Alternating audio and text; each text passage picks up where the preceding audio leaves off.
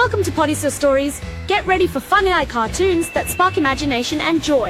පසුගිය කොටසින් අහසින් වැටුණු අද්භූත මිටියෝ එකක් බෙන්ගේ ජීවිතය සදහටම වෙනස් කළා. ෂැඩෝ මැට්‍රික්ස් එකේ අඳුරු බලයෙන් බෙන් පළමු සටන ජයගත්තත් සැබෑ අනතුර දැන් තමයි ආරම්භ වෙන්නේ. පසුදා උදෑසන උදා වුණත් මැක්සියාගේ සහ ග්වෙන්ගේ හදවත්වල තිබුණේ නොසන්සුන් බවක්. සීයේ ඒ ඔරලෝසුව බෙන්ගේ අතින් ගලවන්න බෑ. ඒ කියාගේ DNA වලටම සම්බන්ධ වෙලා. මට බය ඒක නෙමෙයි වෙන්න. මේකෙන් පිට වෙන්නේ මම කවදාවත් දැකපු නැති අඳුරු ශක්තියක්. මේක මාර බලයක්. මට දැනෙනවා මම වෙන කෙනෙක් වෙනවා වගේ. නමුත් ඒ නිහඬතාවය වැඩි වෙලාවක් තිබුණේ නැහැ. අහස සිසාරා පැමිණි විල්ගැක්ස්ගේ යානය මුළු ප්‍රදේශයම දෙදරුම් කෑවා. බෙන් අර බලන්න ආසට මොකද වෙන්නේ? බෙන් ටෙනිසන් සෙවනැලි මැට්‍රික්ස් එක මට භාර දෙන්න. නැත්තම් ඔයාගේ පවුලමාද විනාශ වෙනවා. තම පවුල අනතුරේ වැටී ඇති බව දුටු බෙන්ගේ දෑස් ක්‍රෝධයෙන් පිරී ගියා. ඔහු තවත් බලවත් රූපාන්තරණයකට සූදානම් වුණා.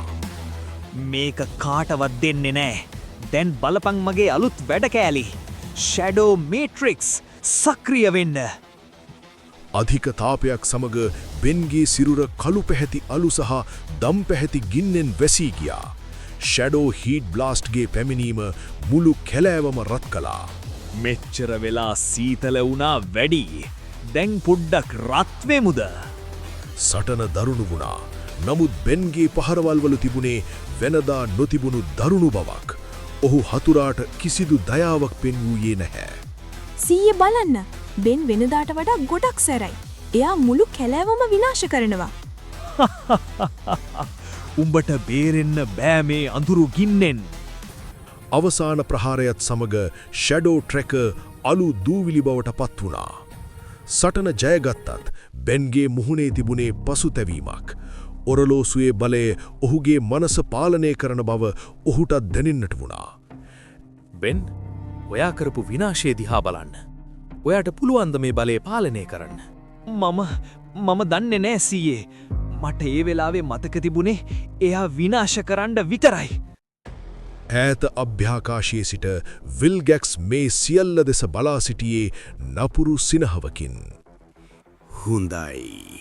සෙවනැලි මැට්‍රික්ස් එක බෙන්ගේ හිත දූෂණය කරනවා.